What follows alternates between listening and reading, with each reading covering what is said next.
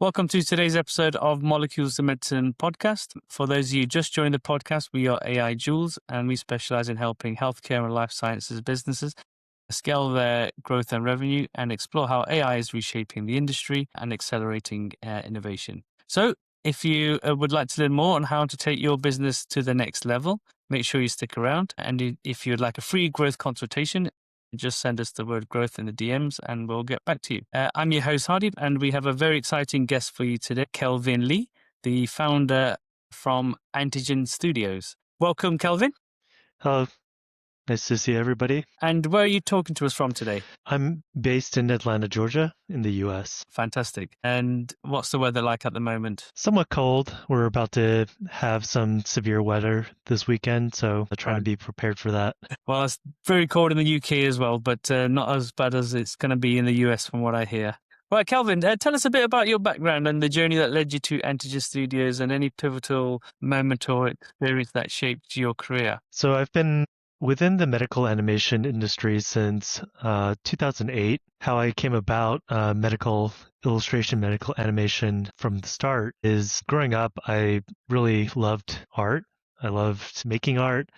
I loved looking at art in all kinds of forms within drawing, painting, video, animation. And I also love medicine. Going into college, I thought about, do I want to pursue art or do I want to pursue medicine? And I wanted to pursue medicine. Partially through college, I felt like I couldn't live without the art part. So I looked into combining the two and I found medical illustration was a thing.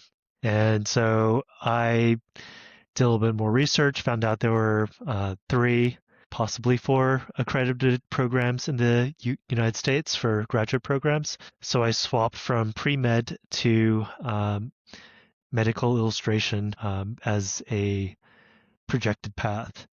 After graduating from college from Rutgers University with a double major in biological sciences and visual arts, I went to the Medical College of Georgia, now known as Augusta University, for a graduate program. Received my master's in medical illustration from there, where I took essentially the first year of medical school with the medical students, as well as illustration and animation classes. And there I fell in love with animation. Growing up, I played video games and read comic books, and I feel like a lot of that storytelling, that sequential, telling of stories, and the love of 3D, as well as like working in that interface, kind of bridged the gap for me. And yeah, it's been quite a ride, but I've been in this industry, 15, 18 years, something. Yeah, I've worked at various different agencies and medical animation companies, from huge agencies that, are global, that service big pharma. I've worked for agencies that exclusively do patient education, some that do biotech and pharma. So I've done animations for educational, patient education. Some of the animation is a little different depending on the audience, depending on the education level. So we do different animations for healthcare providers than we would for patient education for children, for adults. The scripts that we write for the animation the language needs to be catered to different education levels. So you would use the same terminology that you would use for an HCP than you would use for the lay public. So is it all animations that you do? Is it mainly animations, computer generated imagery? Yeah. So walking through the general process,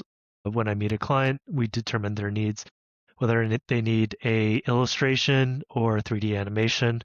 Typically, everything we make is done in 3D, which affords the client a lot of flexibility in potential uses. So if you create an illustration for a client in 3D, they have those assets to bring into the animation if they decide to pursue that down the line. So that's, assets that they have for, either their new drug or the new procedure. You can change the angle that you want your device to be shown easily if you have a 3D model. So yeah, typically all the illustration work is done in 3D as well. With a 3D animation, we'll meet with the client, see what their story that they want to tell, and we work with them on the script. Scripts for animation are a little different than a typical script written for either a website, a journal, or where else is medical writing used.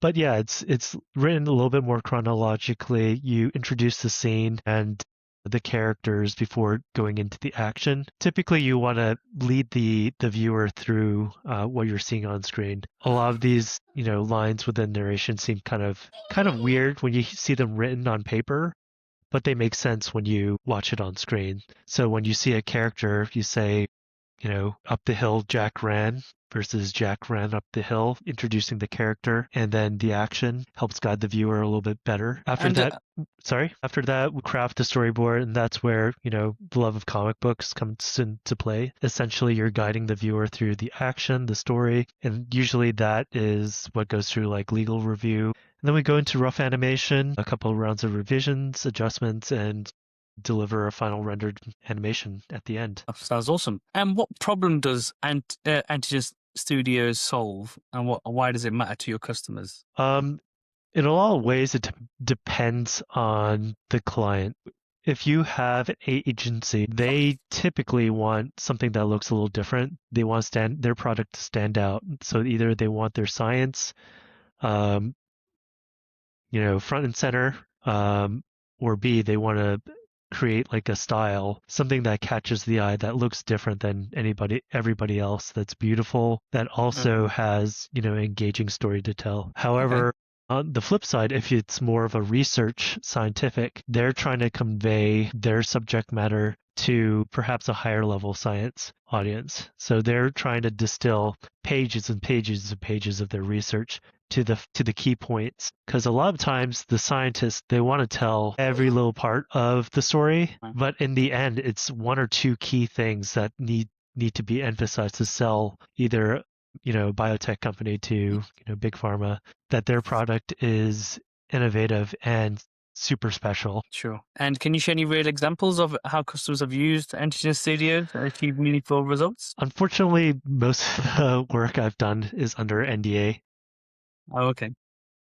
But yeah, so if you go to any of the conferences, say like ASCO, ESMO, ASH, you'll see medical animation being shown on huge screens. And yeah, those are great examples of animation that, me and my colleagues have created for the industry.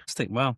I've been to some of those conferences and I've noticed some of those. So it's good to see that now I can put a face to some of that work. That's amazing. And what's one of the biggest challenges or bottlenecks that you're facing within the industry?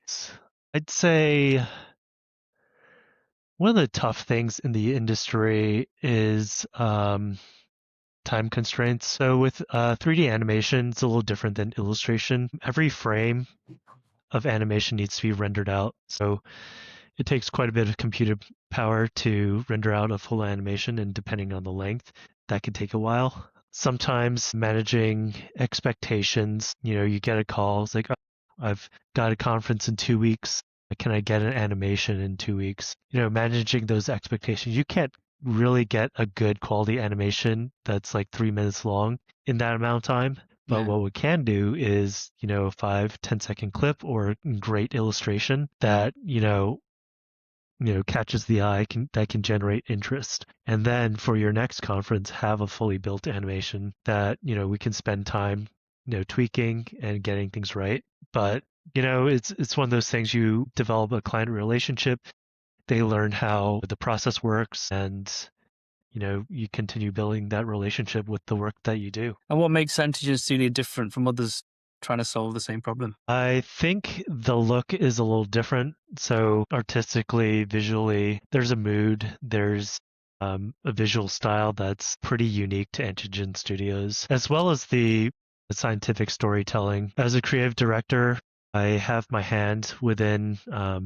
lot of the initial story building and the world building that goes on. So everything's crafted with the client's vision in mind, but tweaking and optimizing it to best tell the story in a compelling, visually stunning way. Yeah, I've seen some visualizations with companies I've worked for and products I'm working with, where the animation is good. It tells the story, but visually it's just like a sketch. It's almost like a sketch, animated moving sketch. So I could see something like this would be a lot more appealing and a lot more striking to viewers than the ones that I've seen previously as well recently. So yeah, it looks amazing. And where do you see the biggest opportunity for innovation or impact right now? And what excites you most about the future? I'd say there's quite a bit with the progress of medicine. I know the buzzword's AI. For me, I'm not a huge fan of generative AI, but AI has huge implications for drug discovery, for modeling protein configurations and thermodynamics. And like there's, I feel like there's going to be a lot of products coming out in the future because of the workflow within the pharmaceutical industry that's being enhanced with AI. One of the reasons why I don't necessarily like generative AI, especially within this industry, is you really don't know where like the imagery is being pulled from, copyright, stylistically, if it's stealing from artists. But yeah, AI is here to stay for better or worse right now. Yeah, and I think with a business like yours where it needs a creative eye, I mean AI is nowhere near that yet. With the future, who knows? But these things are only going to get better, right? But from what I've seen, and there was even some tests done in the UK where they compared AI with a lawyer, a doctor, a photographer, and another industry. And actually, when it came to the creative, the photographer, it fell short. It couldn't capture the creativeness or the mood that the client wanted, as well as as well as could. So I don't think that might change, to be honest. I mean, at the end of the day, it is a machine, and a machine can never, I don't think it'll ever be as good as a human, but, it's one of those things we're going to have to wait and see. But I totally hear where you're coming from with that. And so what stage is Antigen Studios at right now, and what does growth look like for you over the next 12 months? Right now, we're staying relatively smaller, building up a client base, and I feel like growth is going to probably happen within the next year or two. But I think right now, working with animators that are inspirational, that have interesting vision, and collaborating with them and bringing some amazing animations to life is where we want to be right now. Okay, fantastic. And where do you see the biggest opportunity or risk when it comes to scaling your business? Not to be, um, I'd say political, but there's quite a bit within the political climate that can swing either way. Mhm.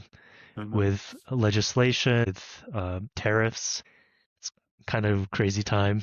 Yeah, and I think that's across every industry in every country as well Yeah. at the moment. It is an odd time when I think about it as well. It's almost becoming like a movie, real life. You just don't And know what can happen next. But yeah, yeah. And where can people learn more about Antigen Studios or get in touch with your team? you can find us on LinkedIn or antigenstudios.com. Fantastic. Well, thank you very much, Kelvin. That was very interesting. I'll keep an eye out on your business. And if anybody would like to get in touch with Kelvin or his team or needs any animations, please reach out. Excellent.